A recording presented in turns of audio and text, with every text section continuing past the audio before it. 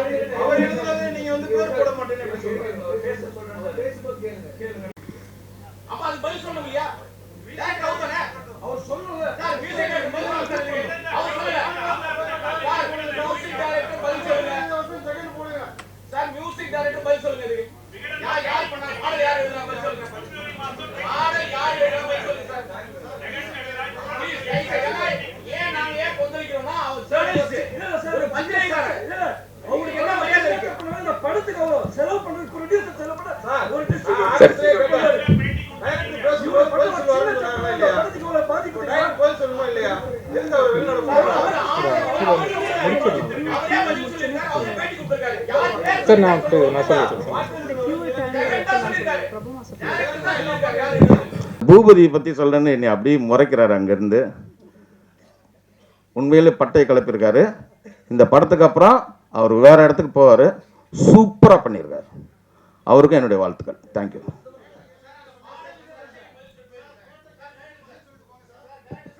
Thank you so much.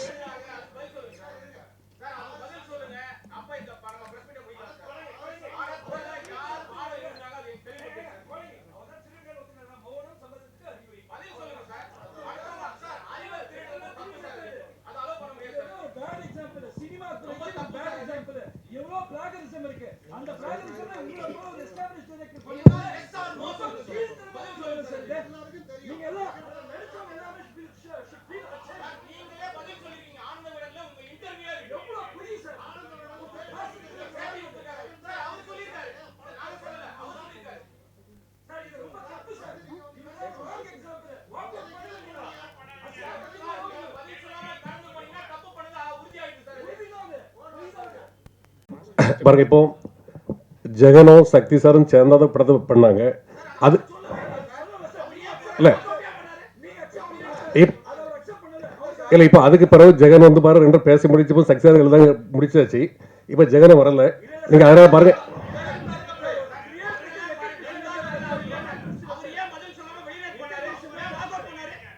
இல்ல அதான் ஜெகன் வந்து அக்செப்ட் அந்த அது பிரச்சனை முடிஞ்சிட்டு நீங்க முடிஞ்ச பிறகு அந்த பிரச்சனை இப்போ பாருங்க இப்ப ஜெகன் வந்து பாருங்க இந்த கம்ப்ளைண்ட் கொடுக்கவும் இல்லை. நீங்க அதனால பாருங்க அதனால இந்த படத்துக்கு பிரச்சனை பண்ணாதீங்க.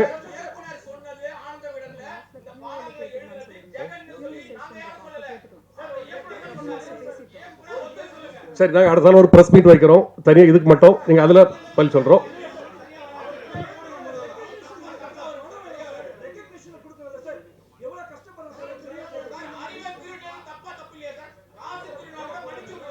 இப்போ பாருங்க இங்க ஜெகனும் இல்ல டைரக்டரும் இல்ல. நீங்க பாருங்க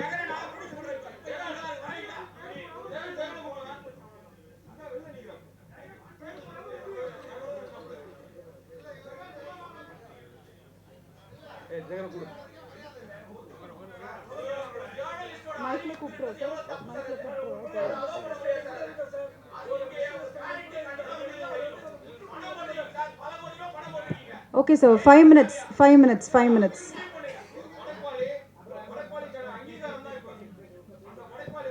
இல்ல சார், we respect. கண்டிப்பா உங்க எல்லாரையும் நாங்க ரெஸ்பெக்ட் பண்றோம். ஒரு 5 minutes.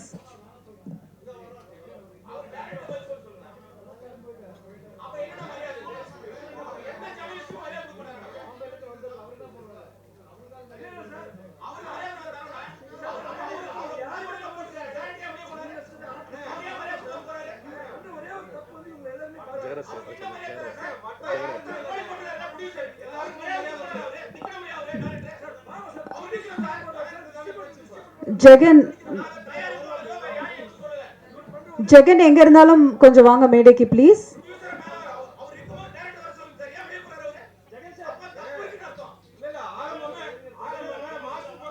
ஜெகன் ப்ளீஸ் எங்க இருந்தாலும் மேடைக்கு வரும்படி கேட்டுக்கொள்கிறேன். ஜெகன் ப்ளீஸ் ஸ்டேஜுக்கு வாங்க.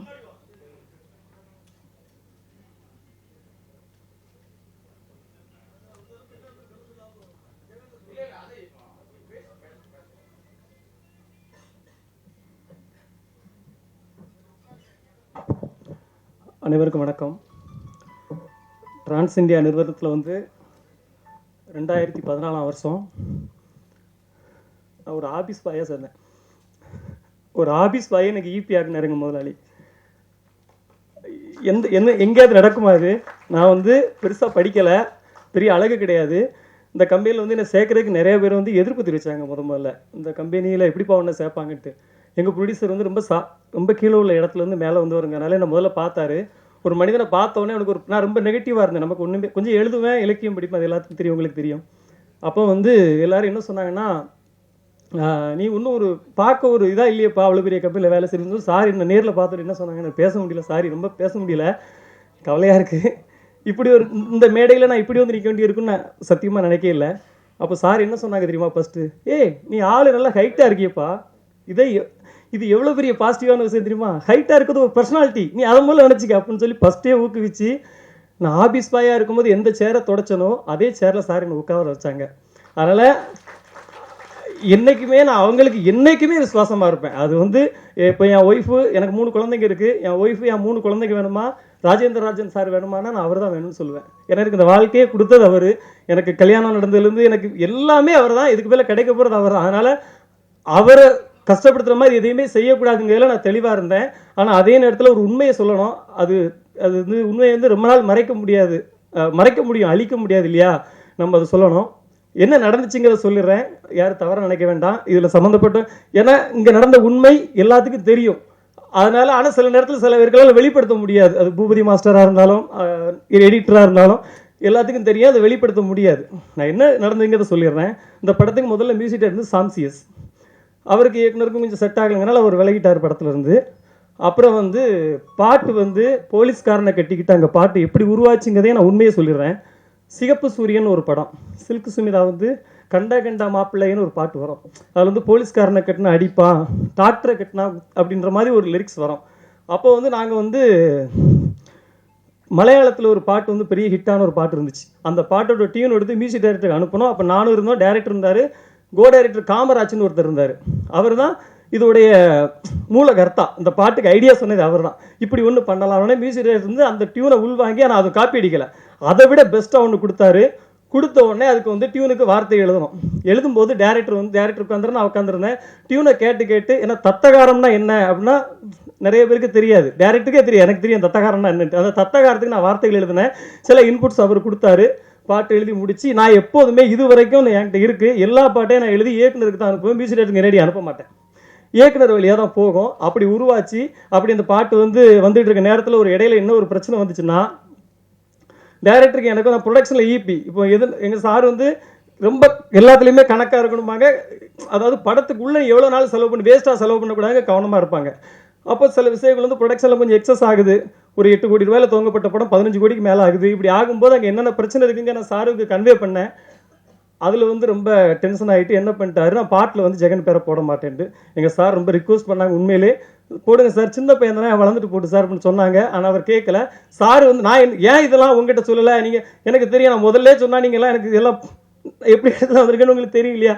நான் எதுக்கு சொல்லலை அப்படின்னா, நான் அந்த பிரச்சனையை பண்ணால் அவர் டிஐக்கு வரமாட்டார், படம் ஃபஸ்ட்டு காப்பி எடுக்க முடியாது, 15 கோடி ரூபா செலவு பண்ணிட்டு வந்து பிஸ்னஸ் பிரச்சனைலாம் இருக்குது அப்படின்னு சொல்லிட்டு நான் அமைதியாக இருந்தேன். இன்றைக்கி கேட்டதுனால உண்மையை சொல்ல வேண்டிய ஆயிடுச்சு. இது வரைக்கும்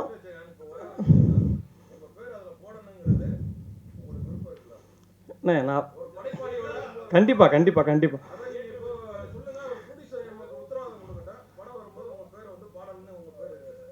இல்லைண்ணே, அது ப்ரொடியூசர் என்ன முடிவு எடுத்தாலும் அதுக்கு கட்டுப்படுத்திருக்கேன். ஆனால் இப்போ எனக்கு உங்களுக்கு இப்போ உண்மை தெரிஞ்சு, ஆமாம் ஆமாம் ஆமாம், நான் சொல்கிறேன் உங்கள்கிட்ட யார்கிட்டயாவது நான் சொன்னேன்னா இது வரைக்கும்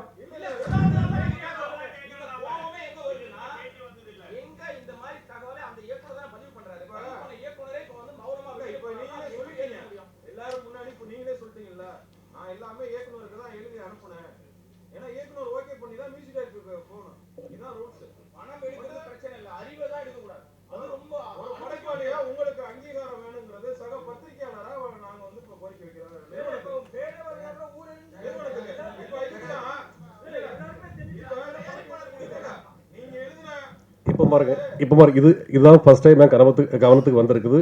நீங்கள் இதை பேசிட்டு போயிட்டு இருக்கோம். இந்த ஃபங்க்ஷன் முடியாது. ஆனால் இதை நான் ரெண்டு விசாரிச்சு என்ன படம் நாங்கள் டிசிஷன் எடுக்கிறோம். நான் ஜெயட்டும் பேசிக்கிட்டு பேச முடிவு எடுக்கிறேன். இல்லை ஆமாங்க, ஒரு 4 பாட்டு மெயினான பாட்டு. அந்த பாட்டு 4, 3 ஒரு சின்ன சின்ன பாட்டு 4 வரிகள் தான் வரும். அது வந்து இயக்குனரே சொன்னது தான்.